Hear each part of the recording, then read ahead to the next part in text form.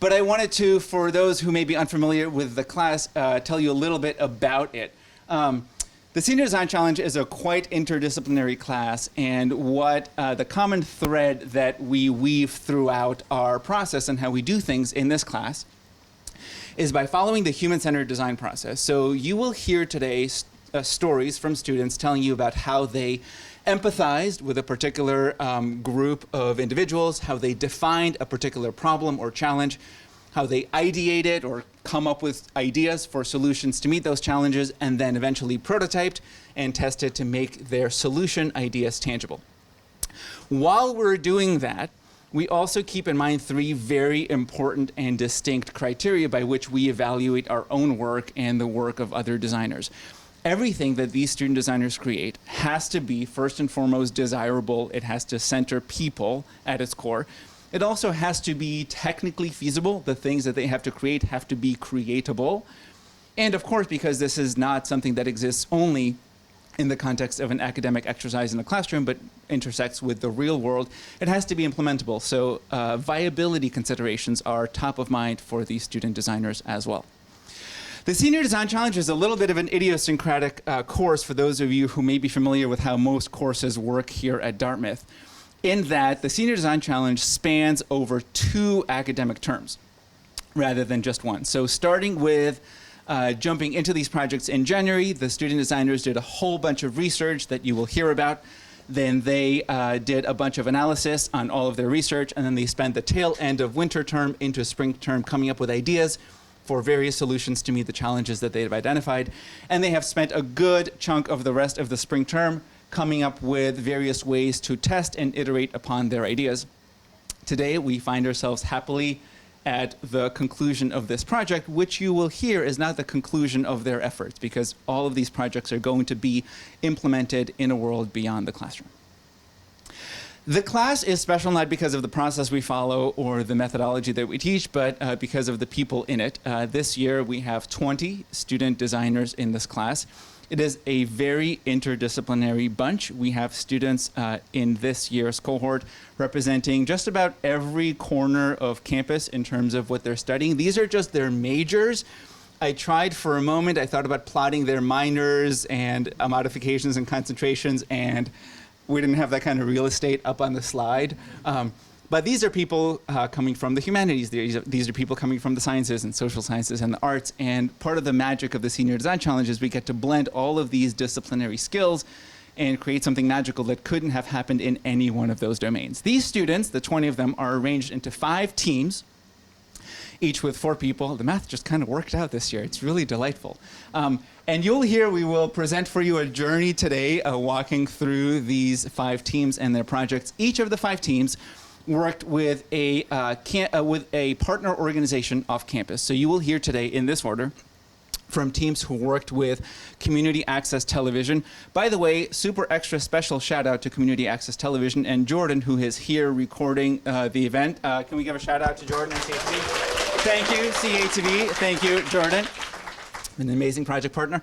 You'll also hear from a team working with a Special Needs Support Center, a nonprofit organization dedicated to improving the lives of individuals with special needs. You will hear also from a team working with a nonprofit called Dismas House of Hartford, working with formerly incarcerated individuals, helping them to reintegrate back into society. And the Dartmouth-Hitchcock Medical Center. You'll hear there about a project helping patients through their medical journey. And we'll wrap up with a project with students working with an organization called Sustainable Woodstock. And you will hear about the efforts of our student designers in the domain of sustainability and energy justice. The way that today's event is going to unfold is each team is going to give a 10-minute presentation. We're not going to pause for Q&A in between because we want to get, after the presentations, to a project expo at the end where all of you will get to mingle and hang out with all of our project teams, ask them further questions, and have extra snacks that we have catered today by Trader Joe's. I happen to live near Trader Joe's. Anywho, like I said, I want to get myself off the stage as quickly as possible and turn it over to the main event. So I would very much love it if you all put your hands together for our first designer team working with Community Access Television.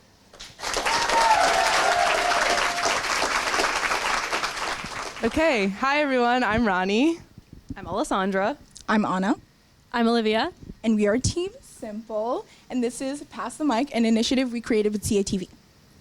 A little bit about our project. Our team was working with Community Access Television, a local media organization, to engage new creators from underrepresented groups and unheard groups in the Upper Valley. So essentially, CATV currently serves a very specific and predominantly white subset of the Upper Valley, and we had to identify who is underrepresented in the Upper Valley, their relationships with local media, and how CATV can fill in those gaps of engagement. So, what is CATV? CATV is a television network and nonprofit media organization focused on providing a platform to all Upper Valley residents to debate local issues, showcase artistic expression, and celebrate school and community happenings such as this event. So we want to do another shout out to CATV to say thank you for recording our event. So next, we wanted to do a focus audience. And so for our focus audience, we decided to focus on affinity organizations because we were dealing with the challenge of balancing finding underrepresented identities in a seemingly homogeneous area such as the Upper Valley. And so affinity groups are a collective of people who share identities, lived experiences, and or mission, often manifested in an established organization such as these. We specifically wanted to focus on affinity organizations because we recognize that having additional institutional support can provide a protective barrier for underrepresented community members in the Upper Valley.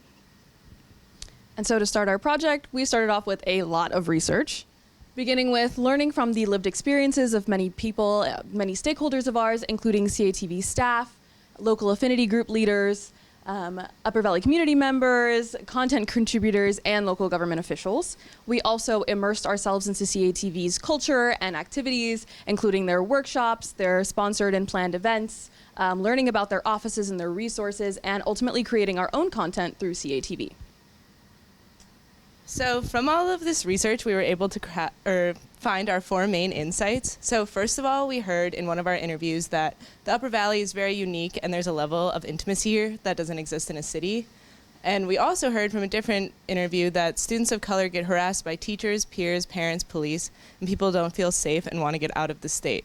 So from these 2 and many other interviews, we distilled that the Upper Valley is characterized by its tight-knit community that relies on interpersonal relationships. But those who identify outside of these networks, such as Black, Indigenous, people of color, and queer folks, are less likely to engage with community-based organizations, such as CATV, because they don't feel as much part of the community. We also heard from a CATV staff member. A BIPOC community member shared with me that they were starting to feel unsafe in their neighborhood and they may not feel comfortable being featured in my piece. I want the community to hear their message, but at what cost? We also heard that once someone's information is out there, we can't protect them.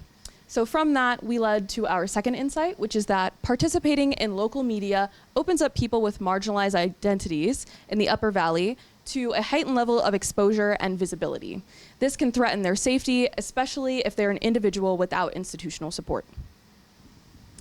We spoke to a staff member at Dismas House, which is a local organization helping recently incarcerated individuals transition back to the community, who's working with another team. And they told us that one time a resident was willing to be interviewed, but the story was put into a bad context. It focused too much on the crime and gave too much information, which made the individual really upset. We also heard that one of the directors at Pride Center Vermont had also a quote taken out of context, and we used the article as a way to create a response. I think our response got more visibility than the article itself. Sometimes you can use it to leverage your voice. And so from this, we gathered our third insight, which is that people with marginalized identities in the Upper Valley need a scaffolding to build creative confidence in media in order to have agency over how their stories are told and feel a sense of safety in a historically homogenous community. Lastly, we heard from CATV staff, with only 4 people on staff full-time, we can only do so much. Another staff member said, if I wasn't willing to participate in every step of the process, there would be no way of getting it done because CATV is too short-staffed. This told us that because CATV works to serve such a vast audience across different mediums, CATV ends up spreading itself too thin and ultimately compromising how effective it serves one group. And from that, working with affinity groups and CATV staff, we landed on our initiative, which is called Pass the Mic. podcast workshops for affinity groups. Essentially, this is a program where local affinity organizations can sign up for and attend a private and tailored workshop for them, led by an instructor for podcasting, and they ultimately create their own podcast, which is shared with CATV's resources and platforms, as well as their own. And we intentionally designed this initiative to expand beyond CATV's usual networks by specifically working with affinity organizations they did not have much previous communication or relationships with. We center participant safety by leveraging the power of anonymity through podcasting, as well as allowing these groups to have these workshops within their own communities. We supported the development of media agency by centering skill building and resource sharing. And lastly, we incorporated it into existing infrastructures at CATV by utilizing their past experience in workshops and in podcasting, as well as working with their staff members that work on outreach, and lastly, specifically partnering with an instructor that already has experience with podcasting. So to articulate our initiative a little bit more, we're going to tell a fictitious story about someone named Jamie. So Jamie is the communications director at a local organization in the Upper Valley that focuses on fighting for the rights of undocumented people. So they have this really big protest coming up in the New Hampshire State House, and they have this great idea to increase outreach, that they're going to share the stories of their members to increase empathy in the community and get more support for their mission. But they're way too worried about compromising the identities of their members, and so they decide not to due to media visibility. But luckily, they get an email from CATV that says, hey, we have this new initiative called Pass the Mic. So this email takes them to CATV's webpage, which outlines the new initiative. And on this webpage, it describes a bit more about the workshop structure. And the workshop is broken into 4 parts. First, learning about why podcasts and how podcasts can serve the organization. Second, learning about the technical skills such as recording and sound editing. Third, learning about the logistics of making a successful podcast. And then lastly, putting it all together by creating a mini podcast using CATV's resources. It also goes into some more detail about the specific skills that the organizations can expect to learn about.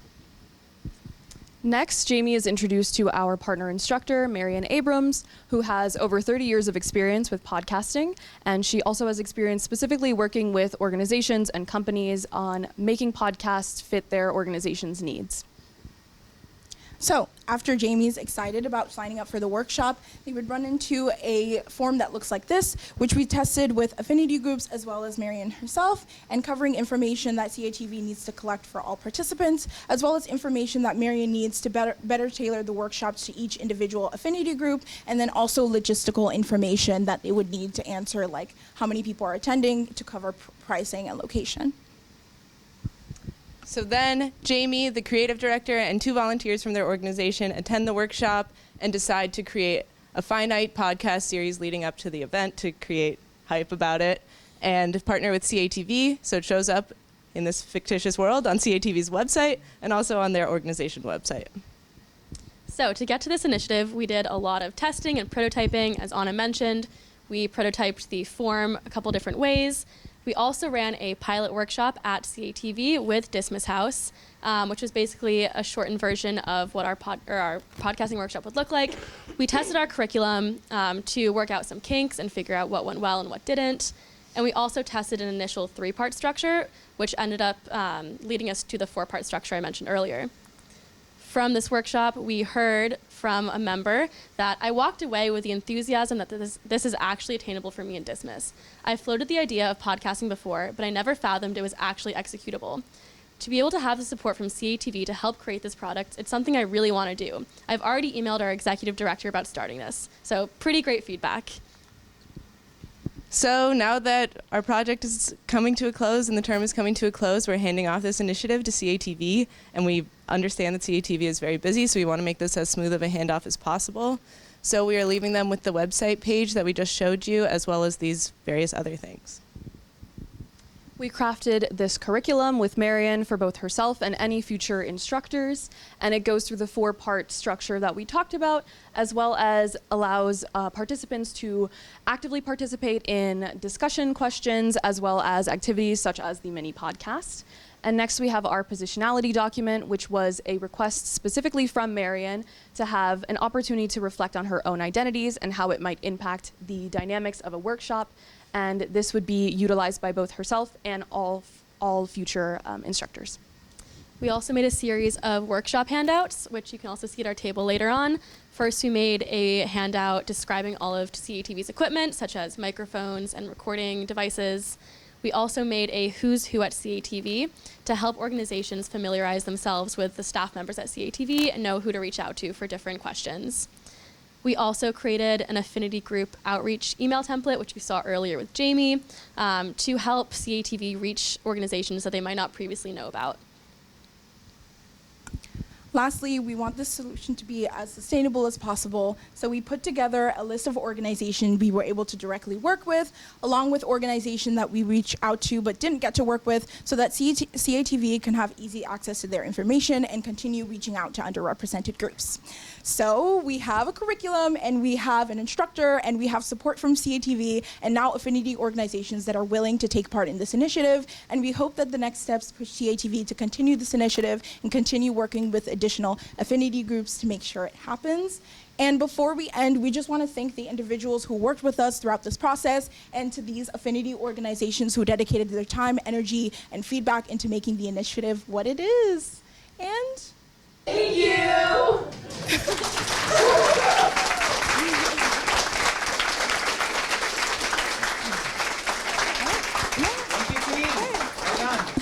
Excellent. Thank you, team. Told you they're awesome, right? That was the first of 5 extremely amazing, impressive teams that we are going to see today. And the one that we're going to next is the team that worked with the Special Needs Support Center. So please give a warm welcome to Arielle, Cecily, Wylie, and Ardelle.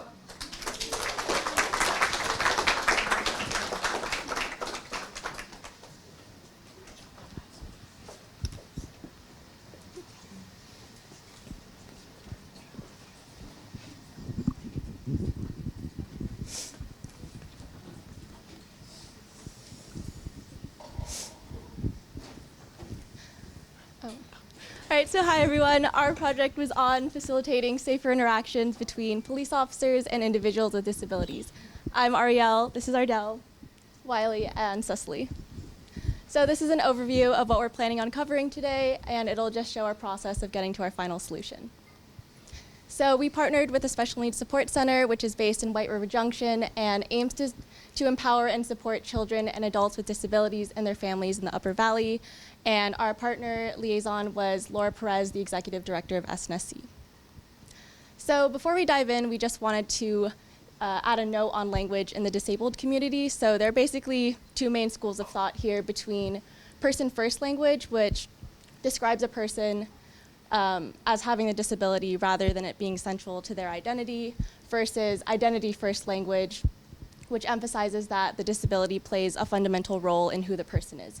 So we'll be using both interchangeably throughout the presentation, but just as a rule of thumb, in order to be respectful, just ask the person what their preference is.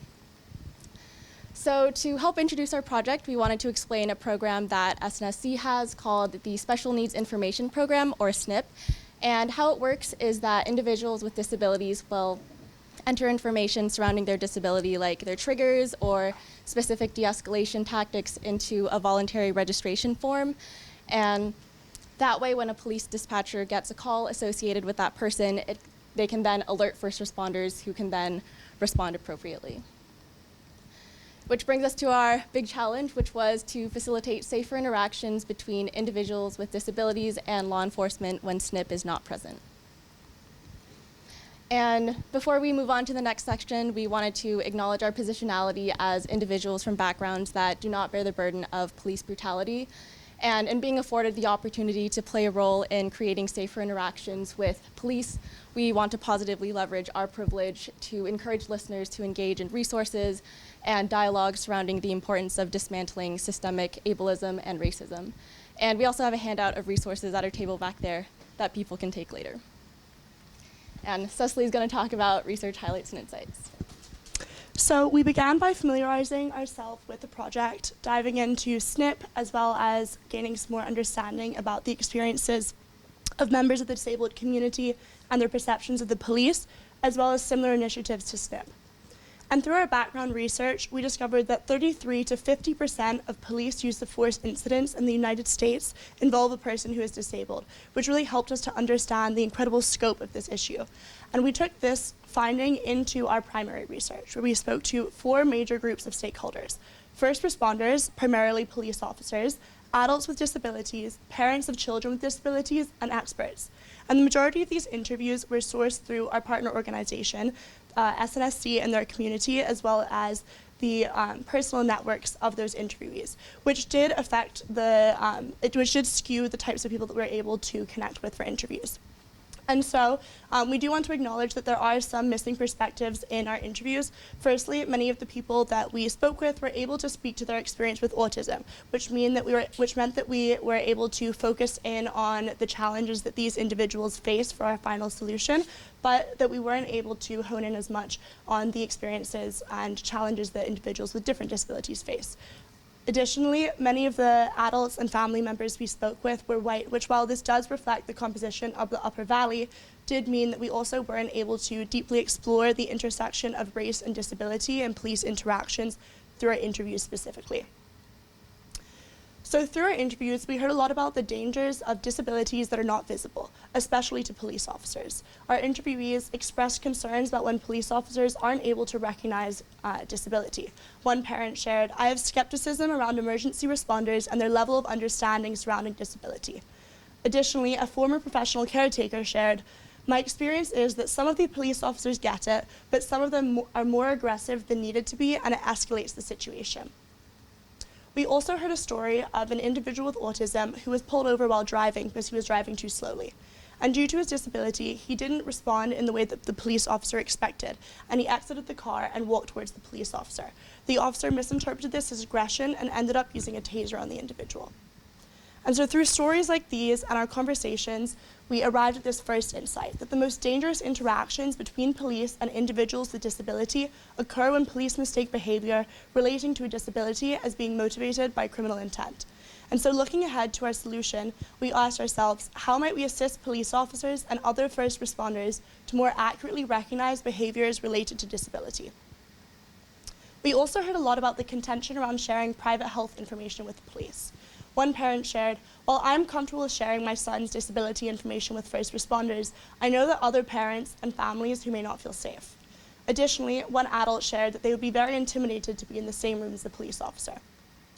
And this led to our second insight, that the historical distrust of the government and police within the disabled community discourages those that might benefit most from disclosing their disability from providing potentially life-saving information. And this led us to ask, how might we design a solution that is accessible to those who are reluctant to interact with the police and or disclose their disability? So based on these insights and questions, we asked ourselves what a final solution would ideally look like. And we set out that we identified it should do the following things: assist police officers to more accurately recognize behaviors related to disability, help members of the disabled community feel safer interacting with the police, and finally, prioritize accessibility so that the benefits of our solution are equitably distributed to all members of the community. And I'm now going to pass it off to Wylie to speak more about our solution. Great. So our solution has 3 main parts. First, a disability bumper sticker that disabled drivers can put on their car to notify police of their disability. Second, a written illustrated social story handout that teaches disabled drivers about interactions with police during traffic stops. And lastly, we're working to put that social story into a video form. Let's start with the bumper sticker. So imagine you're a police officer who's patrolling the highway and you come across a car that's driving too slowly on the road. As you're pulling this car over, you notice that in their rear windshield that they have a SNP sticker, or a sticker that relates to their disability. And you think to yourself, this person might have a disability, and therefore I should keep that in mind when I'm pulling them over. And hopefully that leads to an overall safer interaction. When we first started with this sticker design, we looked at several different factors, including the message on the sticker, the color, the shape, and different icons. And we identified 2 main groups that are testing. On the left, you can see an example of an incognito sticker, and this is a sticker that appealed to drivers that were not interested in revealing that they had a disability on their car. On the right is an example of a disclosing sticker, in which it's pretty clear that someone who might have this sticker has a disability. And so there was also this group of drivers as well. For our final sticker design, we opted for something that kind of fell in the middle. First, the message reads, "Not every disability is visible," which doesn't talk about someone's personal disability, such as my disability is not visible, but kind of rides this fine line between the two different camps of drivers. We also chose a sticker that had this yellow color, as it stood out more against typical colors of cars, so that officers would be more likely to notice it. And calling back to the insight that Cecily mentioned, we hope that this design and this sticker helps police to realize that there may be certain behaviors that someone that they're pulling over could manifest that have to do with the disability rather than aggression or criminal intent. Now let's talk about our social story handout.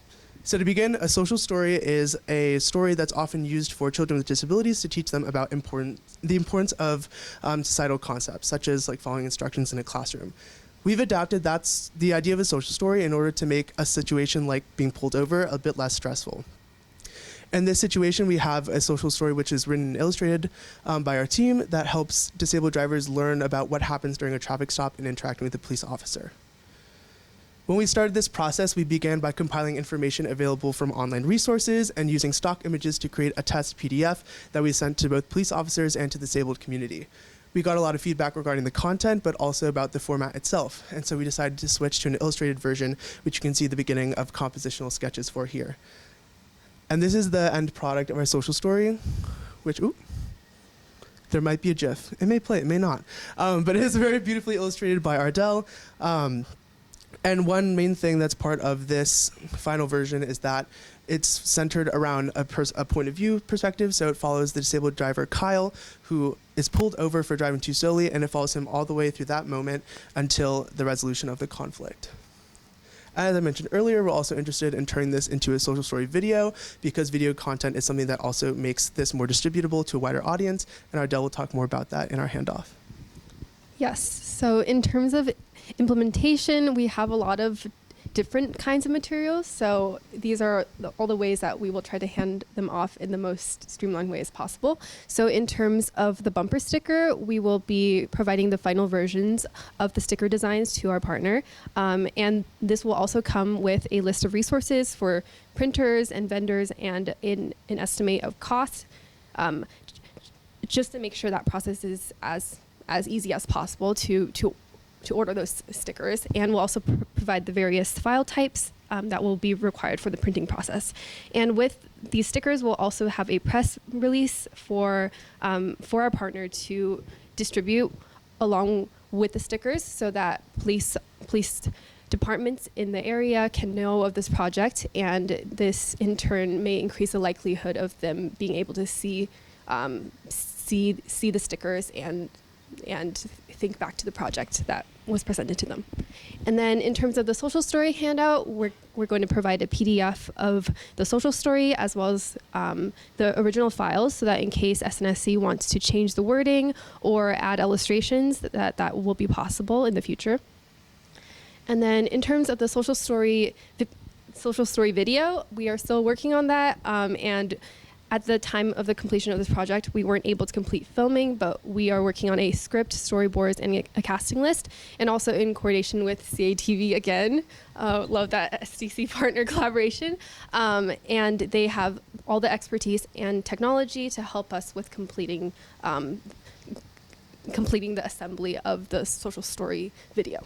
So, yes. And then here we'd like to acknowledge all the people that have helped us get to where we are in this project. So Laura is our main point of contact from our partner organization, SNSC, and we also like to thank the SNSC community as well as the individuals, families, officers, and first responders that all were so open to share their stories and helped us get to where we are. And also, shout out to Eugene, SB, and our SCC classmates for providing really helpful feedback throughout these past 2 terms.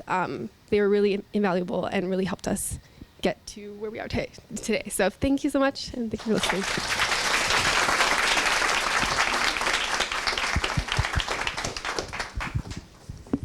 Thank you.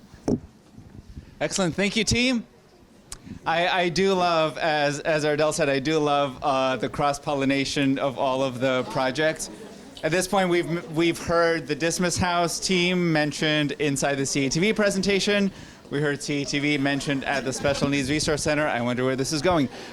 Anyway, welcome, please, to the stage the team from Dismas House, which is Ezi, Sarah, Lola, and Liam.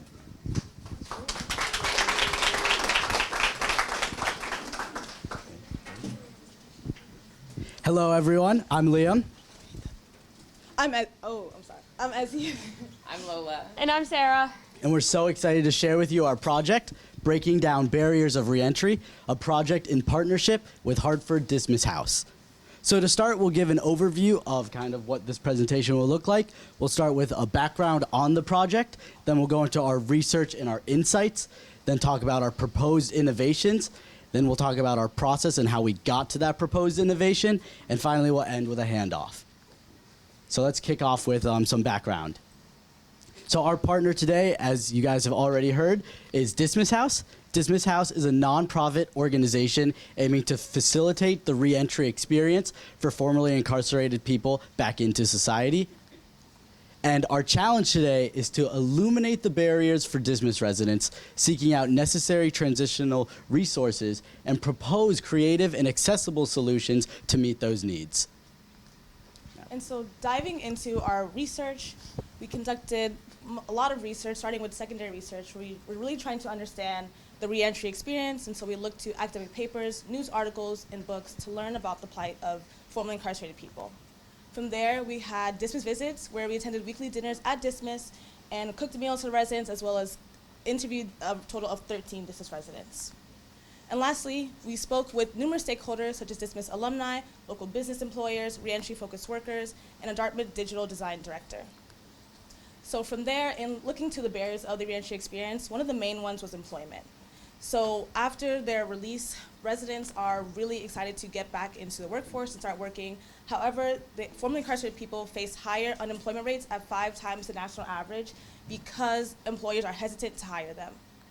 Along with these discriminatory practices, residents are really worried about entering the job search process because the application process is moving towards becoming a digital process, and so they're really anxious about gaps in their technological ability.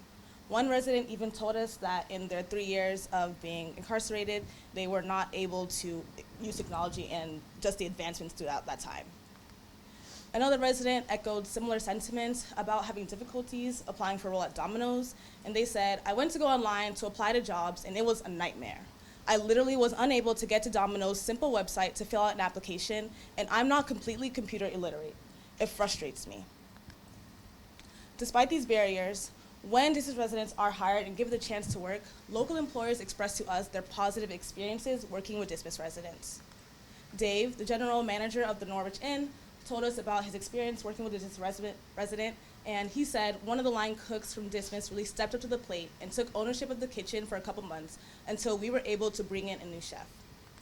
And so all of these observations guided us to our first insight, where we learned that despite their willingness to go above and beyond when given job opportunities, job hunting daunts residents who fear prejudice from employers and feel technologically inexperienced.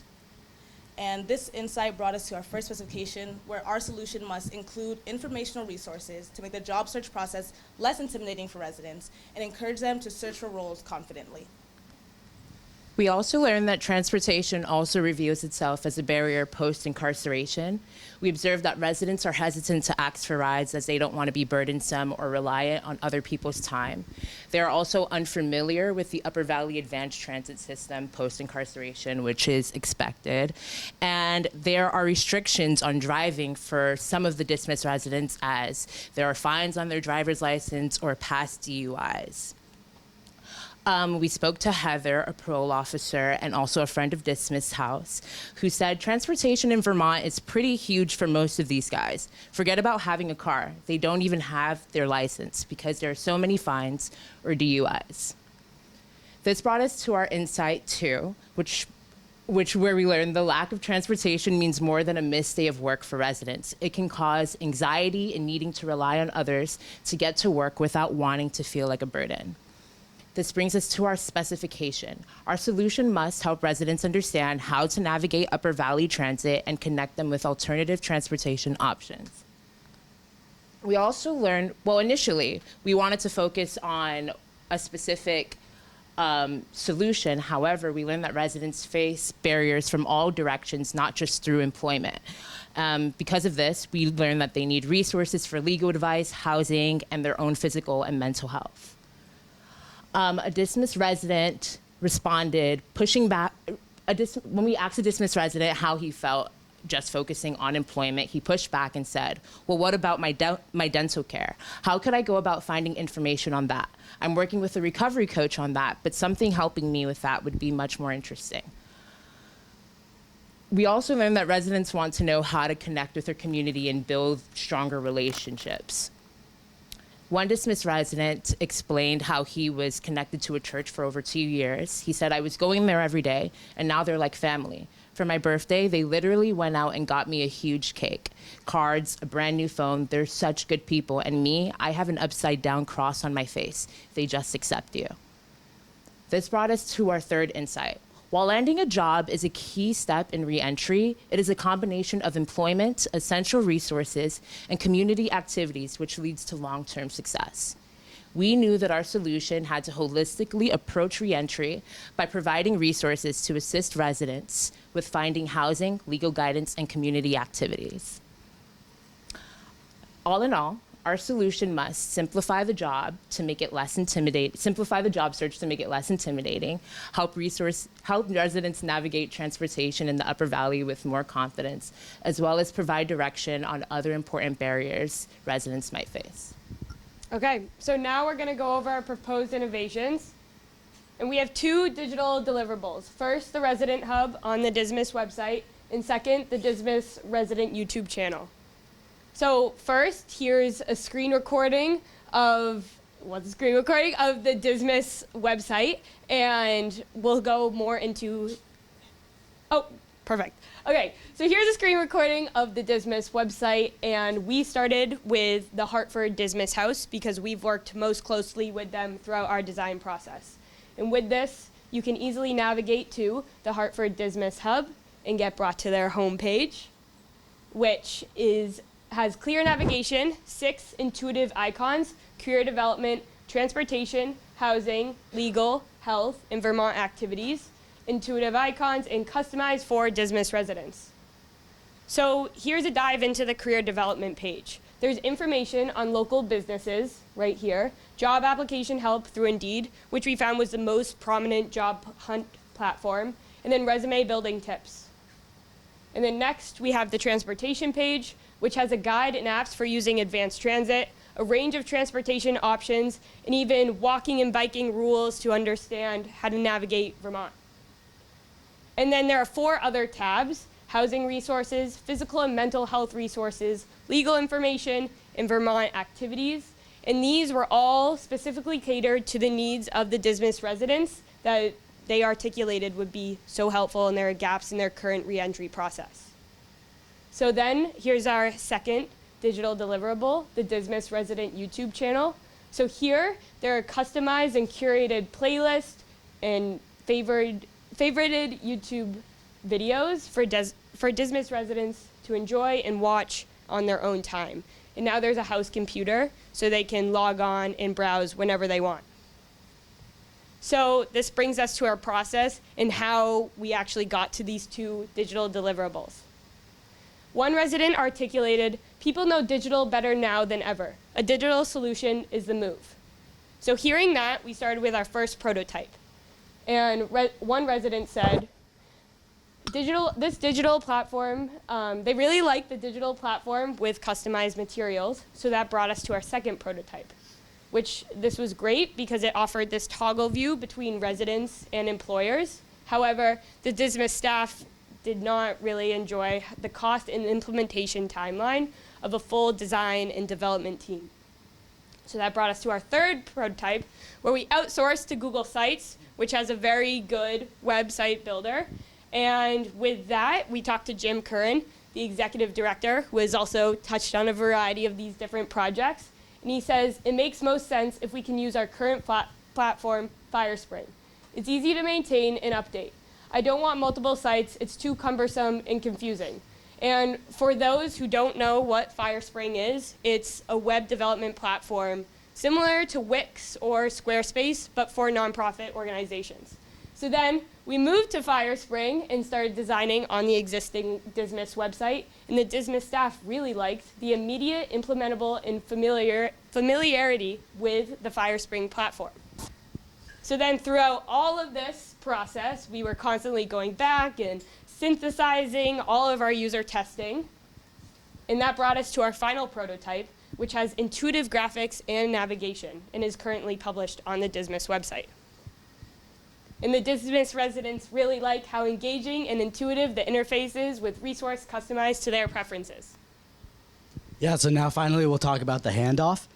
So we see kind of 4 main steps of this handoff process, the first being the FireSpring build. As Sarah had mentioned, the FireSpring is already up. You could go on Dismas website and access it right now. And there's also a house computer that the residents have, and so we will make sure to bookmark that page on it so it's easily accessible for them. Then we'll move on to training on the platform. So June 7th is our official handoff or training day, which is where we'll go to Dismas House and speak to the executive director, the house director, and the resident transition coordinator to kind of talk about any questions they have about the new platform. Then we have success metrics. So FireSpring is really nice because it has these different metrics that you can go in and see really easily. These can be such as the bounce rate, the page interactions, and the average page visits, which can give us more insight on what the residents are really liking on the platform. And then finally, scaling. So currently, this is being maintained on the current Dismas website, which is at $95 a month. And it's really cool because there are other Dismas houses. So if they're interested in something like this, we've built out a template already for them. So all they need to do is look for resources and fill it in, and they have it for their house. So thank you guys so much. We are extremely grateful for the opportunity to have collaborated and formed relationships with the Hartford Dismas House. Thank you to all the residents, the staff, the alumni, Vermont employers, and community members that have helped us along the way. And really thank you to Eugene, SB, and the whole SDC class for the support.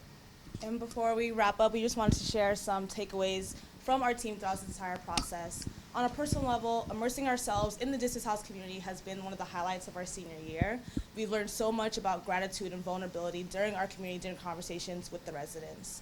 On a design level, learning to engage in a person-centered design process by listening to the needs of the residents and of our stakeholders allowed us to practice designing for a need and not for an aesthetic that matched our own initial vision. And lastly, when we face obstacles looking outward for a solution, we learn the importance of retracing our steps and using what already exists as a basis for our innovation. And so we just want to, once again, thank you all for coming to listen to our presentation.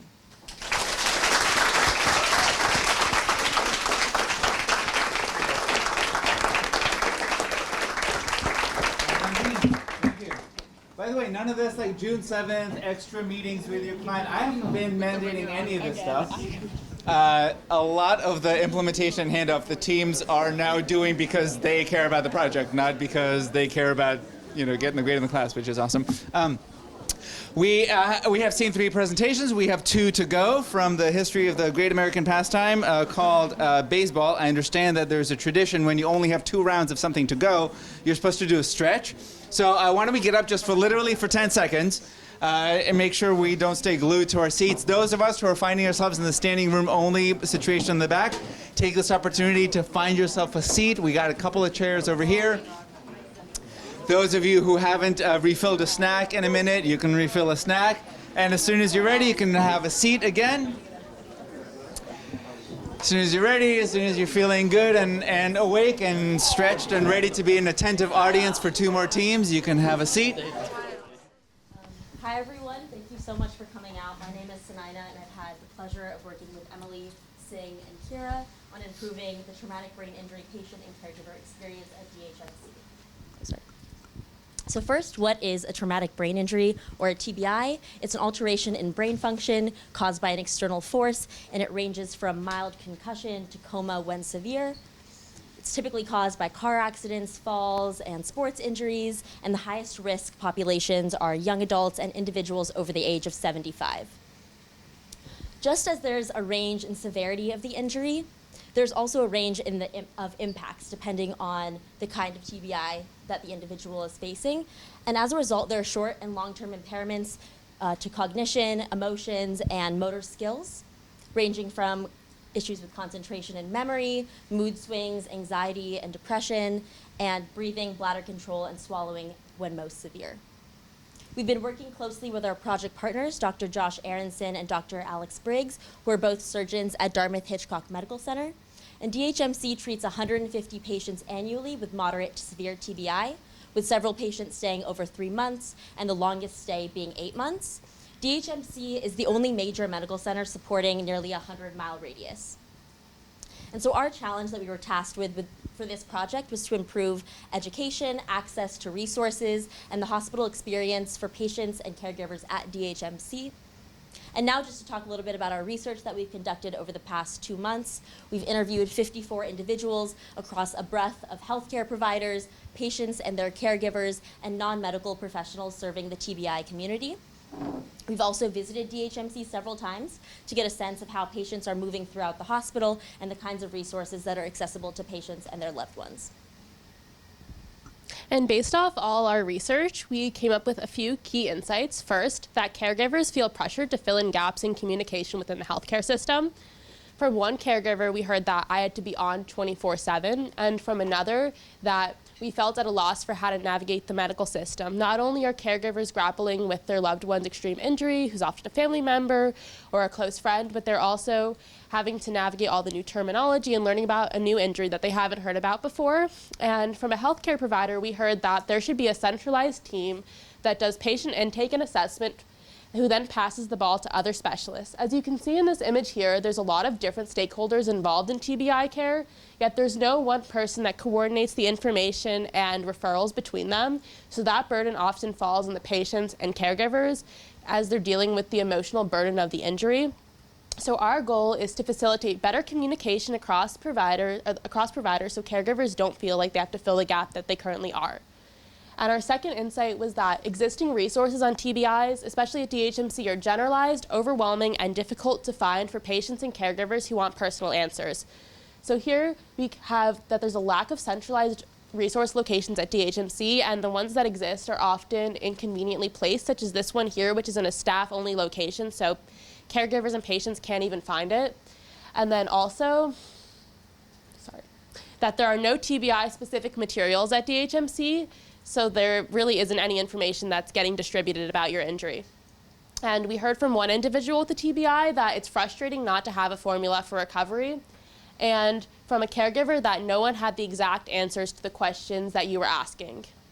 So our goal was to share information that eases the burden on caregivers to manage their loved one's recovery. And our last insight was that traumatic brain injuries can strain relationships, and the injury's emotional impact are often ignored or overlooked. So from the Love Your Brain Foundation, which works with individuals who've had a TBI, they said that isolation, unemployment, failed relationships, and suicidal ideation are all realities of the injury. And one individual with a TBI that we spoke with said that when someone was dealing with something massively traumatic, it cannot be taken lightly. And another said that my mom understood my injury on an emotional level, but not, or on an intellectual level, but not on an emotional one. So as individuals are injured and they're dealing with this process themselves, this can also strain relationships with their loved one, whether it be a parent or a spouse or anyone else in their network. And finally, we heard from a physical therapist that sometimes I have to remind patients that I'm not that kind of therapist. So even though there is this emotional toll, a lot of patients are not seeking out help for that. And so our goal was especially to encourage caregivers as they're dealing with all the burden of the injury to care for themselves while also managing their loved one's recovery. And just as a recap, we heard that caregivers fill gaps in communication, that TBI resources are generalized, and that TBIs cause emotional strain on relationships. Cool. And so then from all of our research, we decided that the best way to improve the TBI experience at DHMC was with these two solutions, the DHMC TBI Resource Binder and the TBI Nurse Navigator. So starting off with the TBI Resource Binder, this addresses the fact that caregivers report feeling uninformed about the injury and what the recovery process entails, and it's geared towards the caregivers who are most involved in their loved one's recovery.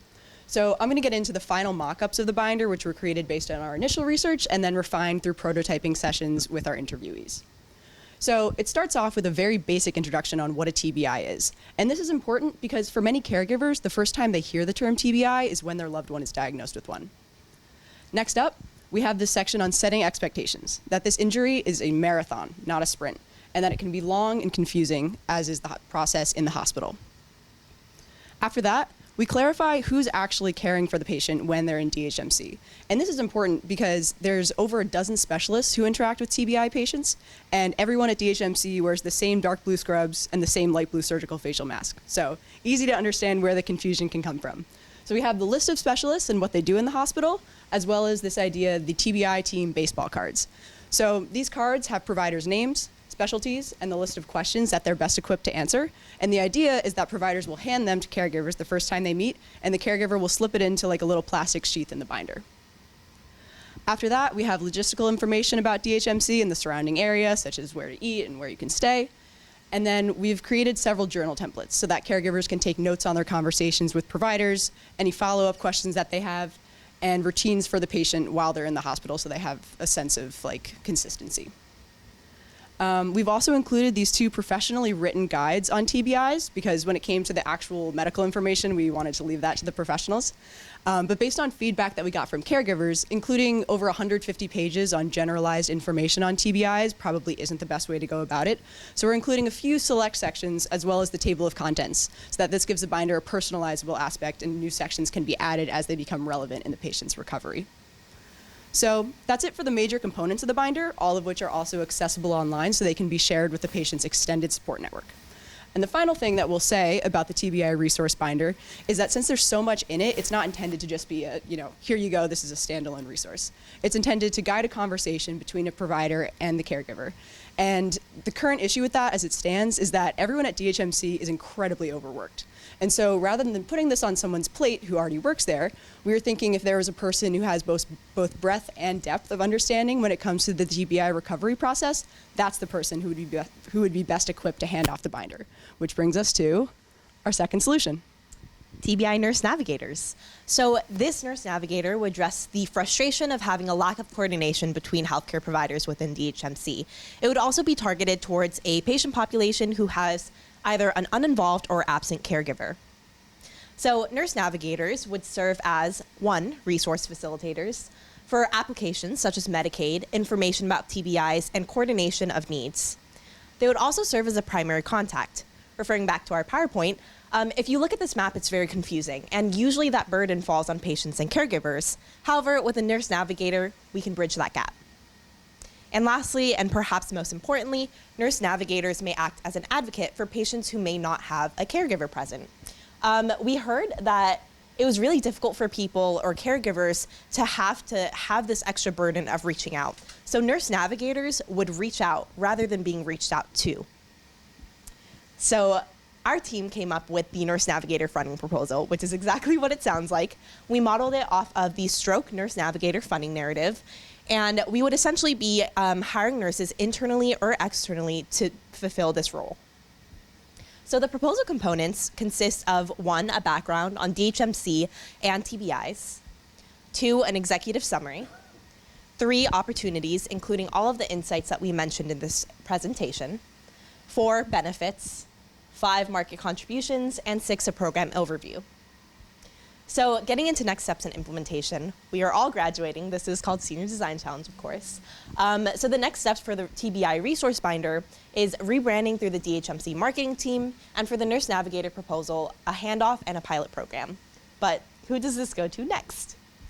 So we have 2 steps for handoff. The first is procuring funding, which hopefully would be procured through the Levy Incubator, which works to redesign healthcare services for populations experiencing serious illness.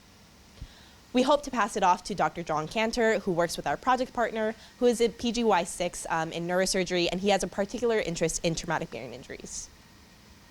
Lastly, for our closing remarks, we've learned a lot from this project. I'm certain that's been the most rewarding work that any of us have done on this campus. So much like the recovery pathway, the design process is not at all linear. Feedback is always valuable from everyone. The medical system is complex and confusing. People greatly benefit from having internal advocates. Support networks are essential for recovery. And it's easy to get wrapped up in the logistics of a life-changing event, but the emotions of everyone impacted should not be overlooked. Just to close us out, we want to say thank you. We are incredibly grateful to have learned from and co-created with our interviewees and for the time, vulnerability, and hope that they invested into this project. We also want to say a special thank you to our project partners, Dr. Aronson and Dr. Briggs, the DHMC healthcare professionals that we got the pleasure of interviewing, the Brain Injury Association of New Hampshire, Eugene, SV, and the rest of our SDC class. And of course, finally, individuals with TBIs and their loved ones. This would not have been possible without you. Thank you. Thank you. Thank you, team. Thank you so much. This, of course, brings us to the last of our presentations for this evening. And that takes us to the team that works with Sustainable Woodstock, which is the team of Lidia, Elorm, Catherine, and Cindy. Warm welcome to the team.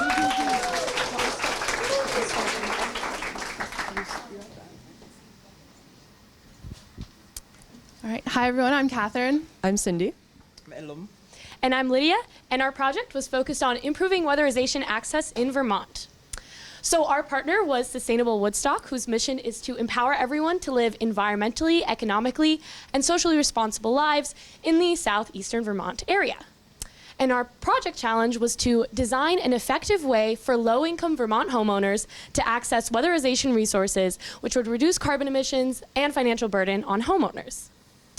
So just to get a little bit into the background of our project, we focused on mobile homes, which are one of the most affordable housing options in the area. Unfortunately, the way these trailer-style homes are built means that oftentimes they are susceptible to energy loss, especially in the cold Vermont winters. And so because of that, mobile homes use 1.5 times more energy per square foot. And because of that, low-income households spend much more of their income on energy bills. And because of that, a low-income Vermont resident is 3 times more likely to report going without heat. And so, overall, low-income households face disproportionately high energy costs, and more must be done to achieve equity in the energy space. One way to lower energy costs is through weatherization.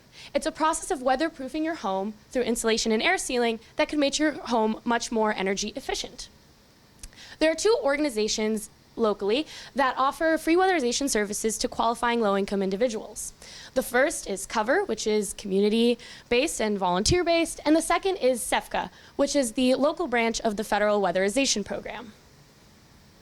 As we approached this project, we realized that it was really important to acknowledge our positionality as newcomers to this topic. None of us have lived in mobile homes before, and it was really important for us to fill the gaps in our knowledge through research and by prioritizing the community voices of those who are going to be most impacted by our project. So that led us to research and interviews. We spoke with 8 organizations involved in the weatherization space, 6 mobile homeowners, and a researcher involved in understanding the weatherization landscape and policy of Vermont.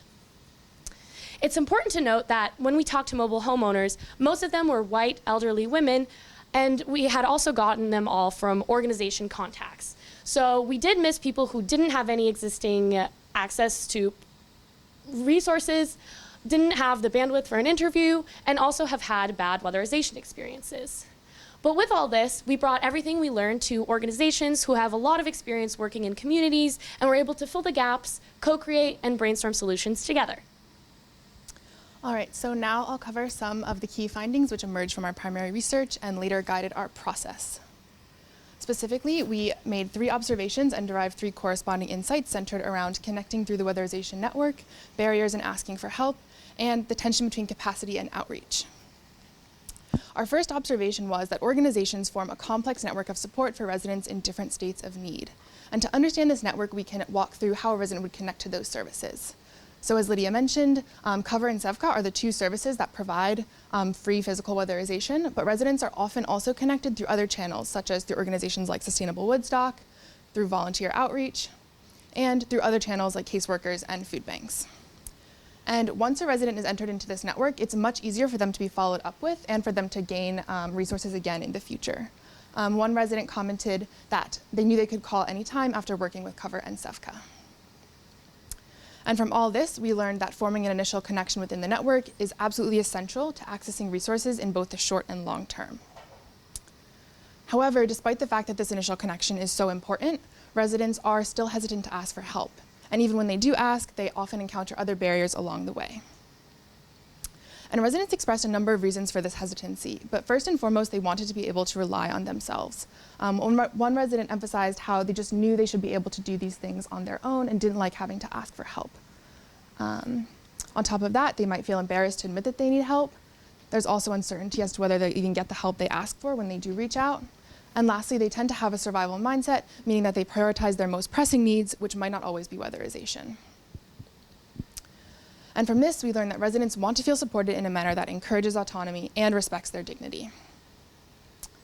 Unfortunately, we also saw that overcoming these barriers through organizational outreach is not always a top priority because weatherization services are already at capacity. From SEVCA, we heard that out of all their applicants, about 300 are eligible, but they only have room for about 150. And because of this, outreach is not always a top priority, meaning that marginalized communities such as these, who have historically been unable to access resources, remain underserved.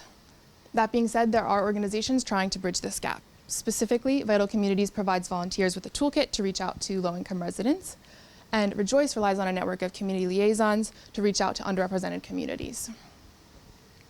And from these organizations, we learned that you can engage with hard-to-reach groups by developing personal connections and centering the residents' input at every step.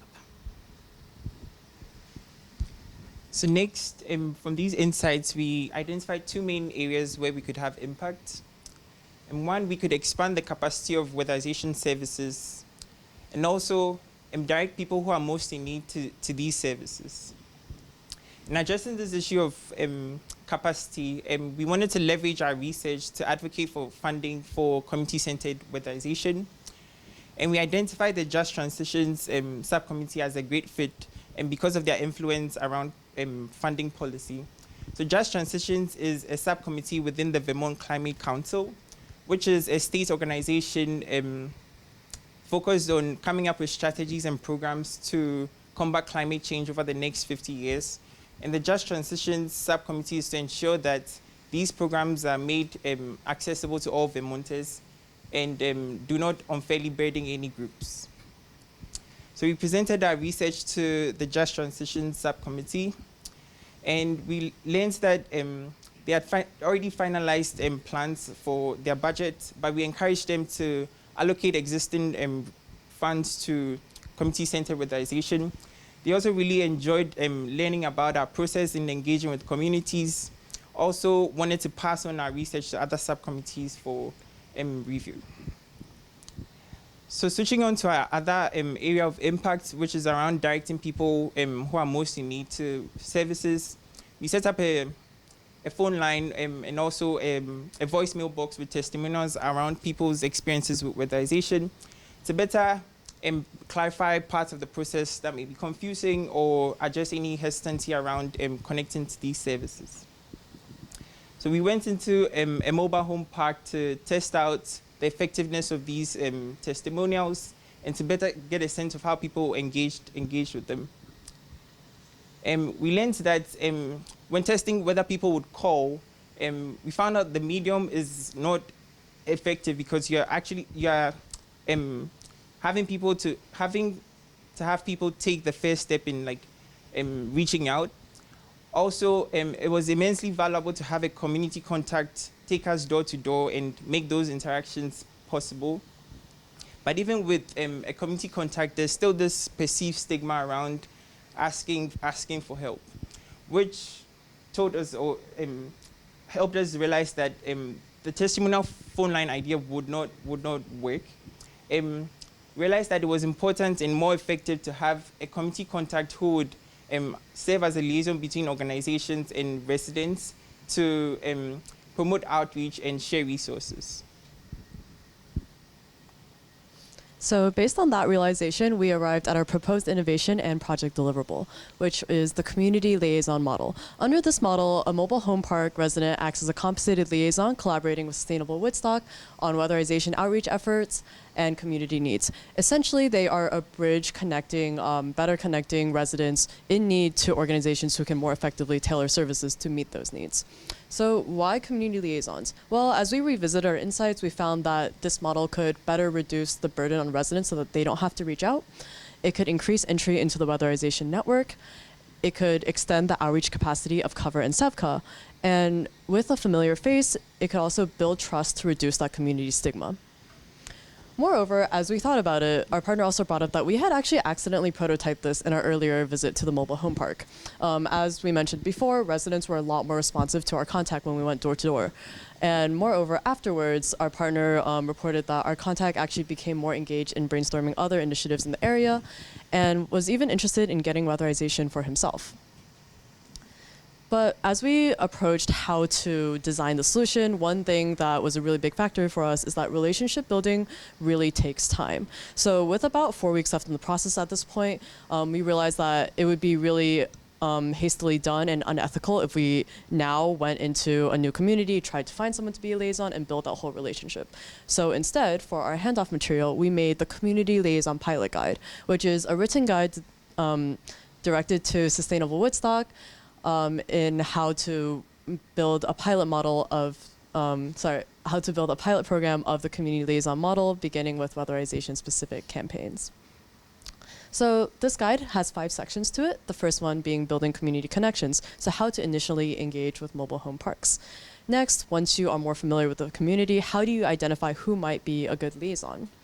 The third section is about setting the tone, which is a discussion guide for open conversation between the organization representative and the liaison on important topics such as role expectations, logistics, and psychological safety.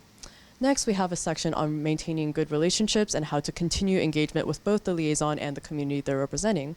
And finally, we round out with some strategies for weatherization-specific outreach under this model derived from our own research. So looking forward to future directions, Sustainable Woodstock expressed a desire to pursue this model and the capacity to do so. So we hope that they will use our guide to pilot this model. At the same time, we will be continuing pursuit of Dartmouth funding in order to fund this pilot. We've tried the Irving Institute and we'll be trying to secure more funding through the design initiatives at Dartmouth. And we hope that if this pilot is successful, it can serve as solid proof of concept for sustained funding towards continued compensations of these liaisons. So to wrap up, we'd first like to thank everyone who was involved in these projects, from our interviewees who shared their stories, our wonderful classmates and instructors, and we'd especially like to thank our project partner, Ginevra Wetmore, who was a really great source of continued support and collaboration throughout the project and showed so much dedication to this work. And we'd also like to leave you with some of our own closing personal thoughts. We all learned so much through this project. Some of the main things that we're really taking with us is the understanding the importance of aligning with work being already done in the space by experienced community organizers, navigating how to enact some positive impact while minimizing harm, and also challenging ourselves to commit to design justice practices throughout the project. This has been a really great experience for us, and thank you so much for coming to listen.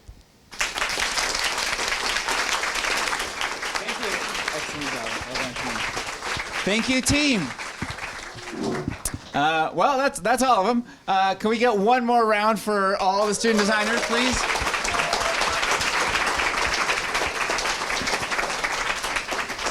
Thank you also to all of you who came to hang out with us today and bear witness to the hard work and the commitment to serving that these student designers have clearly demonstrated here.